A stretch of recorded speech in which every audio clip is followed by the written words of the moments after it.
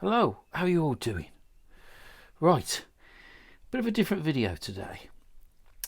Now, and I do send videos via WhatsApp to customers, giving a little bit more help on tips and tricks of how to use all the different tools that I make.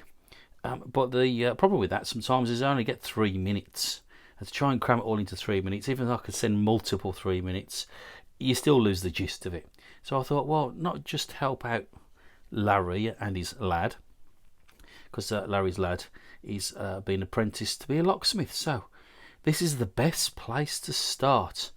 Larry got his son to have a go at curtains. He's struggling a little bit, which you will do when you jump straight into them, because they're like a minefield. I know lots of people on YouTube make it look easy. I assure you, it is not. Okay, it is not. It takes many, many years of practice, and understanding is the key.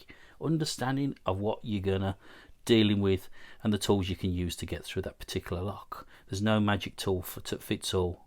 There never will be. Right, so this video is really dedicated to Larry and Larry's lad, the apprentice. So it's the apprentice video. Right, you've seen me use these hundreds and hundreds and hundreds and hundreds of times, but if I break them down a bit and we put a bit more detail in it, this video may help others out in the future. So bear with me, guys, bear with me. Right, so it's a non-curtain pick set. It's all made out of wires. It's all designed for non-curtain locks. And when we talk about non-curtain locks, looking at that lock, so there's no curtain in there at all. You can get to the levers either from the left or the right. You've got no protective curtain. This particular lock is a 5-lever lock, an Imperial, and it's 7 gauge. So that's a 7 gauge 5-lever non-curtain lock. And then we look at other stuff like, here we got a Union 3-lever. This one is non-curtain, as you can see, and that one's 5 gauge. That's the size of the keyway. So the keyway's fatter on this one than it is on the other. Again, you can get to the levers either from the left or the right, either way. So that's non-curtain locks. For people that don't really know much about non-curtain locks, bit of a tricky bidding on this one. Right, so what does the set consist of? As I said, 10 wires, but we've got different raw materials and we've got different gauges. So that's not just any old bent wires. I assure you guys, I make all these wires by hand. It's taken me all day to do 2 sets. I mean, I retail these quite cheaply. Actually, I lose money because of the time it takes to make them. I don't have any templates. The way I do make these wires is that I actually use them against a lock, test, take a little bit off, test, take a little bit off, test, take a little bit off, until I can get that lock and a group of locks, lots of 5s and 7 gauges, 3 and 5 levers, to open as smooth as I possibly can. That's how I make all of my tools. There is no templates, there's no fixed sizes, there's absolutely nothing like that. It's all me getting a bit of wire, testing it, bit of wire, testing it, look at a different scenario, pick it from the left, pick it from the right, test, test, test. It takes a long, long time. So you can imagine, they do take a long time to make. So, okay, we've got 10 wires in each of these sets. We'll start off with the blue one. I've colour coded them a little bit differently this time to help out Larry's lad. Now, this is your usual 1.6. So, and it's a longer pick wire. You probably use this more common on the 5 levers, and the reason you do that is because the more levers there is in a pack, there's no spacers in there, so they are tighter together. So you need a finer wire to lift them all. That's the reason why that wire's a little bit thin. As you can see, all 5 levers sitting in there. The distance between each lever there is quite tight. So a big fat chunky old wire lifter, you're going to be lifting 2 at a time, 2 at a time. And there you go, I don't want to lose that one either. You should be lifting 2 at a time. You don't want to do that. You want to lift them individually. So you need a finer wire. That's why I've made that. So that's your first pick wire. That's a 1.6. Your next, the old classic straight lifter. Again, made at 1.6. It helps when you've got a tighter, more restrictive keyway. So it's thinner going through. Same distance there, but it's thinner going through. That's why you get a 1.6. And then we'll jump up now. We've got green, and I've used green for the actual pick wires. Now this is 2 mil. Now these are your More common for use on 3 levers like the unions and that. And the difference is not a great deal, as you can see. One is just a tad longer than the other. Not a great deal, but one will help you pick, the shorter one will help you pick from the front, and the longer one, because you've got a higher lift going to the back. So I've designed them that way. So one is slightly shorter than others. You can get lots more variations, okay? So this is just not, you can have one a little bit longer, a little bit shorter, but this is the ideal mid-range. I try to get things to fit most as I possibly can. It's not always possible, but mid-range. So this is 2mm.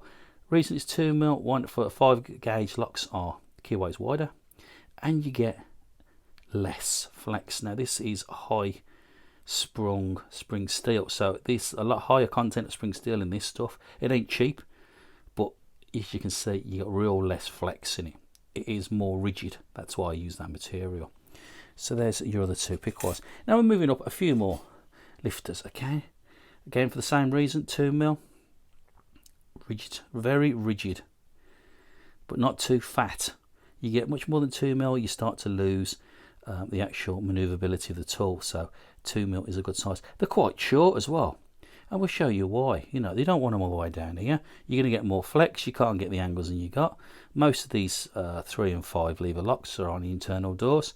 The doors are quite thin, so you're probably, at worst case scenario, you're going to be that deep into the lock and the door. So you've still got all of that to going on with. So you don't want it too long. I've made it an optimum size. It's comfortable to use. So that's your, again, you can leave this for lifting left or right. And this tool, it's exactly the same. It's just a different concept of a lifter. Instead of that design, it goes through like a Z almost, and off to an L shape. Same sort of thing. You can lift either left or right. These tend to work a little bit better when the bolt's on the right, but not always. You can use them on both, and that's in yellow. Okay, so you got your pick wires and your lifters there. Tension tools, similar principle. Again, we're going up another size now. This is 2.6. Again, different sort of raw material. It's not the same spring steel as that. It's a different sort of raw material. This one is. This one's got a little bit more spring in it, so it's easier to manipulate, and it doesn't split under stress, so you can use it a lot more. So for something like this, we'll have a look at, because it's designed, the black handles are designed for bolt on the left. Okay, so you bolt on your left, black handle, so you can't go wrong. It's wider, you see, and I like it wider, so you're going to drop it in there and drop it like that, and you get hold of that bolt. It's as dead simple as that. You got all of this to balance your tension on and off, and I make these fit. As you can see, we need to be just about there, so you're not straight up, you're over a little bit, so you'll go through your gap. Obviously, if you take all the hardware off the door, you've got a hole there, you'll drop through and you'll push it back, and then you go. So you'll be sitting there. So if you turn it around, you can see the wire is sitting right on the back of the actual bolt. And listen, that gap there is a reason, because if it was tight, once you get your full fulcrum point, it starts to stick out and starts to lock, and it makes it difficult. You don't get the flow of the actual follow through, especially if you're using lifters. You need it to not catch at all. There's a little tiny bit of movement, not a great deal, just a tiny little amount, enough that you need for that full throw. So that's for tensioning the bolt on the left, black 5 gauge. Now if you drop it down, black again for bolt on the left. Remember, this is in the door, the bolt was mounted on the left. If it was mounted on the right, everything's the other way around, and we'll talk about that in a little bit more detail. So again, this is 7 gauge. Now a 5 gauge would not go in there, as you can see. No way in the world would you going to get that in there. So you need to drop down your sizes. The keyway's tighter. So again, same principle. We're in that position that we needed to be. We're at the back. We've got all that bolt. Turn him around without dropping it, as you can see. That's where you're sitting for bolt on the left. Okay, so you're in. You got to sort of go follow. You got to thread through. Okay, it's all about threading it through. You can't just jam it in. You've got to think of where you're looking for. So you've got to find out where that little where you're just catching just at the back there. I will show an example of that with that case off. Okay, so as we know, behind here is where the key binds against the actual bolt. What pushes that bolt against them levers causes your compression, so you can manipulate the levers. Get tongue tied there. So you can manipulate the levers to push that bolt through that gate. Okay, that's what it's all about. So the point is, you're going through here, and you're tensioning it just there. We're sitting just on the top of that keyway. Sitting just there. There's the gap there, so we can see that. There's a wire. See, you don't want it too far up. You want it to be sitting so you got that, so it doesn't catch the top. So this is again 7 gauge thinner wire bolt on the left. Now we look for. We use this one for bolt on the right now. So let's put this in here. Let's not drop that. Don't lose a lever. Okay, so bolt on the right. I will spin it round, but I'll show you this way around first, and the reason why these are made like this. So bolt on the right, what you have to do, you have to go in at an angle like that. So you sort of go in an angle like that. You want to miss all of those because you'll catch those. You dip down there, and you can see how tight I make these tools. And then you drop in to that point of where you want to get the bolt. And let's spin it all the way around, and there you would be bolt on the right. Okay, that's why that's designed like that. It's a bit of a tricky. We'll do in the vise so you can see a little bit better, but it is a trick to thread them in and thread them round. Okay, and it's exactly the same. Let's not lose that for the 5 gauge. So we've got 5 gauge lock. The union, bolt on the right, red for right. Okay, let's get him in. So you need to be there somewhere, so you have to sort of thread him through. You can just get round. Okay, and then you've got hold of that bolt, and you'll pick here. You got to remember now, your bolt's on the right, and we use this one to demonstrate back onto this 7 gauge. See, now with the bolt on the left, your bolt and where you bind is at the back. Now if you turned it round, as you can see now, with the bolt on the right, you need to go past that bolt. See that gap there? You go past that bolt, push towards the back of the case, and then you'd start to manipulate the levers. It's the other way around. So if you was on the bolt on the left, you would manipulate the levers from the front. Bolt on the right, you manipulate the levers from the back, because you've got that gap and that steel or brass plate where your bolt sits in there. So you remember to push it forward, because if you don't, you will feel that instead of feeling the levers. So you do need to push it forward a little bit in the actual case to get hold of all of those levers, so you can lift them all up and get through that gate. So far 13 minutes. I know it's a lot of explanation, but I hope it helps someone. So please bear with me, guys. Please bear with me. It's all about learning. You know, we want some of these new kids on the block to take over and have the passion for picking levers, locks. But it's always a good place to start. Non-curtain. Okay, then now what we'll do is we'll put a few different locks in the vise, and I'll show you a few different techniques of how to get through them. Okay, so I shall see you over at the vise. Okay, we'll start off easy. Bolt on the left, 5 gauge, 3 lever. It's a union, which is a different size case. So it's dead easy. Remember, we're sort of not going straight, we're going slightly over. So we're sort of threading it through to the and pushing it. And when you're at the back, you'll fill the back of the case and you'll straighten it out. So it's slightly across there. Back straight. It should fit straight in, snug as a straight in. You sort of thread it through. There's a door here. Depends how much room you've got. You thread it through, and you're in. And the way you can tell straight away is see that bolt jiggling about. This is the easy one. You'll find a lot like this one. anything like this, I always go straight for the easy technique. Okay, I'm not only putting clockwise tension down, but I'm going to control that.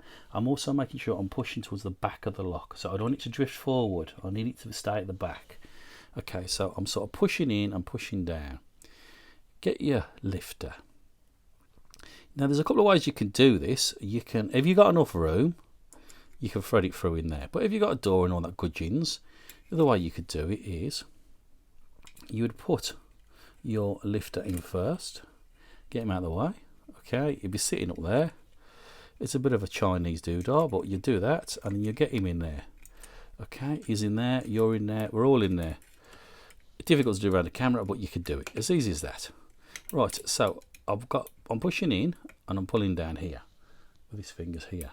Now this hand here, I always attempt to lift him from the back. I find it easier that way. You can do either, but for me, I get more results doing that. So I'm pushing in, I'm doing now downwards tension. I'm not pushing hard, I'm leaning on it almost, the weight of my hand. Okay, so then what we're going to do is open the lock like that. It's as quick as that. I'll show you, there's 3 levers in here. It's a little flick. I'm using my thumb to push up the tool and control that tool up, as well as using my fingers, and I'm using it against the back of that tension tool. So we're fine right. Sometimes you don't always need to be right in that corner there. Sometimes you need to be, see this where this lip is on this actual lock, and I shall try and zoom in and not hold everything up. Try and point it out to you. So try not to be up here, because what happens is when you're up here, your actual pickwire is too high for you to get the actual movement on the levers. You need to drop it down so it's lower, and I'll show you. So if it's up here, we're a lot higher up in the lock, and we're almost over. We're over where the levers should be. But if we're further down here, we're underneath where the key would flow. So look for, see where that actual hole is, just at the bottom of that hole, somewhere around there. You'll feel it. So you're not all the way up there, you're at that sort of point there. So you scoot around the bottom, and we'll have a look at that. So we'll just drop it in. I can do it like that, no problem. So if I go like that, and I've got my thumb, so I can't get anywhere like that. As soon as I drop him down a little bit, see there? See the difference? Yeah? Makes all the difference, that does. Okay? He's all unlocked. Okay, we wanna do it again, so I'm gonna have to lock him back up. A bit more tricky to do, so not always easy one to do. Same sort of principle. He's all locked up again. It's a technique. Now if he's doing that on the other side, okay, with your bolt on the right. Now I will move the camera out because you can't see now. There you go. Bolt on the right, we'll back off a little bit. Again, we're going for the red one. Same sort of principle. We've got to thread it through. I'm sort of going up and we're feeling about, and if you're at this sort of position here, move the camera around a little bit more. If you're at this sort of position here, that ain't no good. You need to find and get into that position there. Okay, that's where you need to be, because you can see I'm jiggling off the bottom. Now what you'll find is, so to make these tools so you can get into this position, they're slightly shorter than they need to be, because now look, you can see I've got quite a bit of distance there. So sometimes you might get it going and it'll just go halfway and the tool could drop out. So what you have to do is, once you've got it, is push the tool up and then carry on with your anti-clockwise tension. Okay, so everything's the other way around. So we'll do it again on this one, and we'll do some other locks as well. So we're in here. I can thread him in there like that. Now remember, I said before, I'm not at the front because all that bolt and plate's there. I need to push towards the back. Okay, push towards the back. Now this is where it gets a little bit, you got to practice this, and it does get a little bit painful, but you do get used to it. I'm using my finger here to go in between those two wires, yeah, and I'm pushing up and I'm creating the same as I did with my thumb. Yeah, so I've got downward tension with this hand, I'm leaning on this actual tension tool. I've got to make sure my tension tool is at the front of the lock, in that little gap where the key would bind with the bolt. And I've got to make sure I'm pushing my pick wire, either be single or a lifter, towards the back. Okay, so we're at that sort of position, and then we're open. So you get to that point there, and everything stops. So this is where you have to, at times, take out your tool.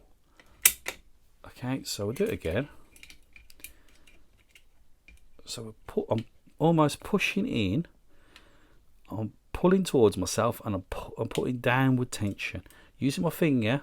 I don't want to be all the way at the top, like I said before. You need to be sort of around that midpoint or below there. And I'm using my finger, and I see that little flick. I caught it, and I got through the actual gate, so we will be open. Now, it's like I said before, it just starts skidding off there. So what you have to do sometimes is push up, and you'll get it all the way like that, and you're open. That's the easiest one. Okay. Let's try something else. Bit more difficult. This one, to make sure you guys can see. Here you go. Again, we're sort of a bolt on the left, so it's going to be black. Okay, so same principle as I said. 3 lever. It's a union again, just a different size case. We've got hold of it. It fits perfectly. This one's a little bit trickier. You may have seen me pick this one before. As you can see, it's not really designed to be lifted because it's got extremes. See the bitting, the sort of really lots of highs and lows. Tricky one to lift, this one is, because you're trying to compete with so much opposite levers. All that lifting up is you're just going to juggle them all up. So anything bitting like this will be tricky, but we'll give it a go, and I'll try and show you a few techniques how to get through this one. We'll do a few different picks.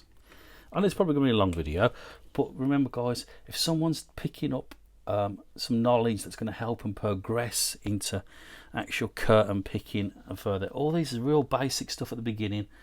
I know it is, but it will help somebody out massively. Again, we'll try the old lifter technique. Now this is going to take a bit more jiggery pokery, this one is. I'm not going to be able to just do straight lifts on this one like that, so you see it's solid because they're all over the place. So what I'm going to have to do is start changing angles while I'm doing my little lifts. Okay, so I can sort of go over here a bit like that. I change my angles so I could compete with that bitting, get those radical different positions. So that's a technique, again, over time, that you'll learn to do. Again, we're dropping in.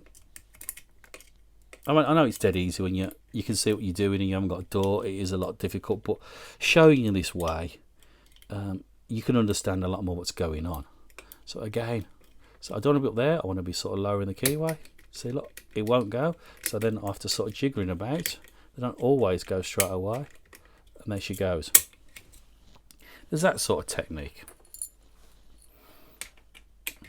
And we've got pick wires, and we've got lifters that will do the other way as well. We'll try a few pick wires and we'll see how they behave. So if I was going to get what we got, so the longer one, yeah.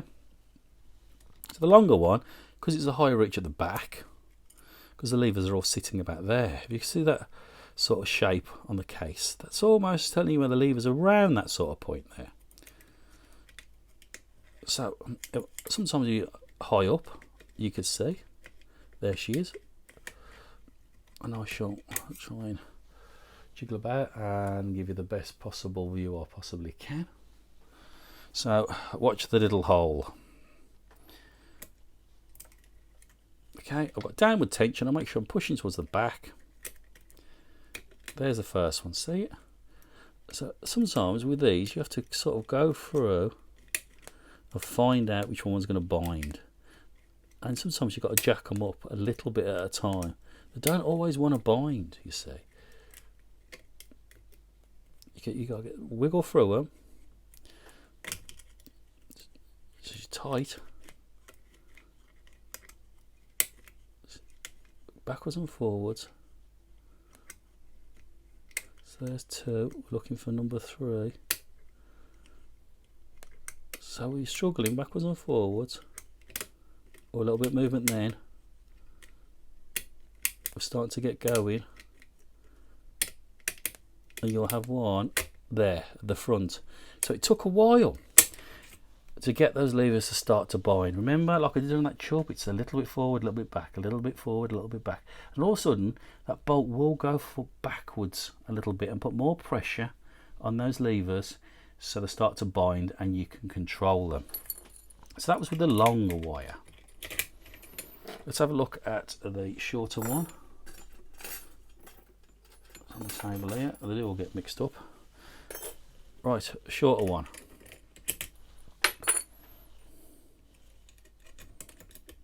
It's not much shorter. I'll try it from the front so we can get from the front. So now I want to see where I am at the front. It just all depends on the lock, you see. See, there she is.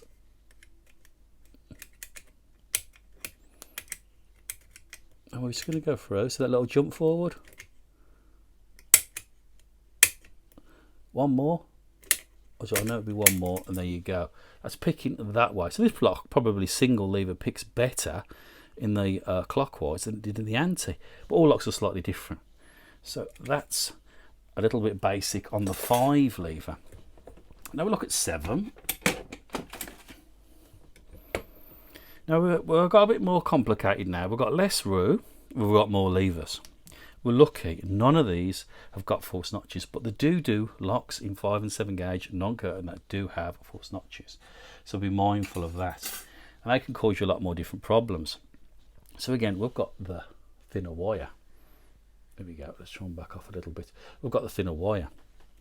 It's the same sort of principle. We've got to go in, and the back, again you're going in, leaning on the back of that case, pushing forward so it sits flush at the back of that case, and then that's what's going to control your tension, yeah? And this will be a classic. So we'll go for the old chunky. It's got 5 levers here. There you go. She don't take much at all. And again, see, I'm lower down using my thumb. You can always get her. She wants to jump up into a false notch there. Well, not a false notch. Levers get sort of mixed up and one gets stuck. So it gets stuck in a half position almost. And there you go. That's full position there. And she's tight, but she's through. We've still got the actual cover case on here. And I assure you, they're all the real deal. We can get this bugger off.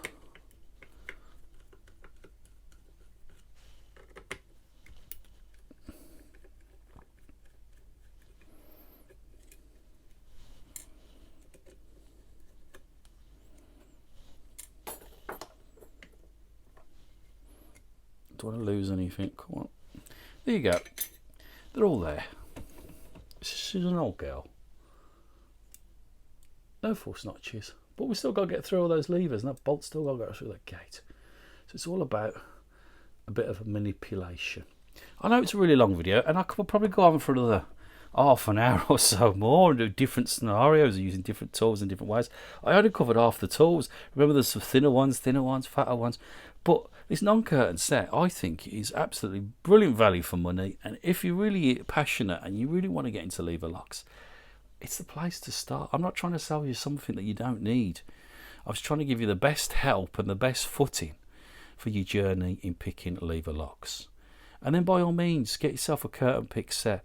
Have a go at the old classic. I've told people so many times, you can't go wrong with an ERA Viscount. You can see what you're doing. It's a 7 gauge. It's an easier lock. You can feel it. The clicks and clunks tell you a lot more. And then from that, you learn and you go into your Unions, some of your older Yales. There's so many different brands, you know. An older Yale like this one compared to the newer Yales have got sort of levers like fortresses in, so they're completely different. So the new Yales have got very similar levers to these, slightly smaller but very similar.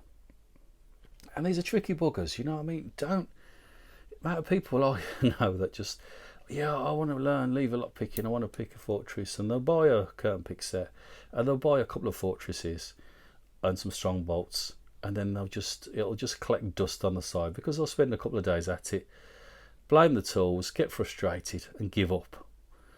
Because you've started in the wrong position. You don't start on portrait paintings when you first start painting, do you? You start on easier horses and dogs and landscapes and things than portraits, because it's a lot more difficult. You got to start off where you can, and each time you learn to pick a different sort of brand of lock, some of that knowledge gets passed on to the next one, and it's cumulative. It builds up, it builds up, it builds up, it builds up. So that's why I've tried to do this video today, not just to help Larry and his apprentice out, his lad, but to try to help everybody out there who's really passionate about lever locks, who's just getting into it, I'd like to learn more about lever locks. This is the place to start. So guys, I've got one more sort of request. What I want to try and do is do this lever set. I've got some of these tiny little vices. Okay, I've only got 4 or 5 of them, not many.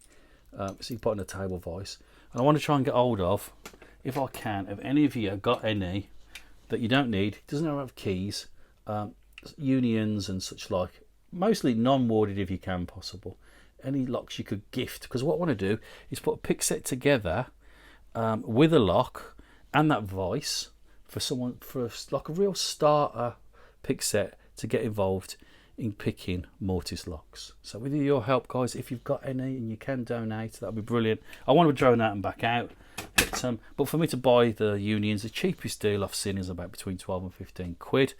Then I've got to put postage on it. I'm just going to end up pushing up the pick set up to an absolute stupid amount, and no one can afford it, because by the time I've added that and the wires and the case and that, it's just, you know, I'm making them at a cost as it is. So I couldn't afford to do it, and adding the vice and the postage on that, as you know, all these things cost money. So I want to try and make it as affordable as I possibly can.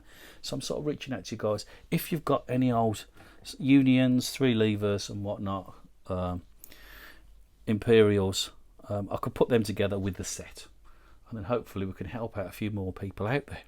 So guys, appreciate the ones that's lasted this long, and I'll waffle on a little bit, but I'm so passionate about teaching you guys how to get through these locks, and for you to enjoy them. They are absolutely marvel puzzles, aren't they? You know what I mean? We look at them and the frustration of them, and the classic, they've got age, they've got history, they're just unbelievable. These and padlocks are my passion, and I think they always will be. I've never ever picked all of them. I've never ever seen all of them, you know what I mean? There's still so many, but you can't say that about Euros and other locks. So it's definitely a very interesting topic to learn. So anyway, guys, stay safe, stay well, and Larry and the apprentice, I hope this helped. Take it easy, guys. Ta-da.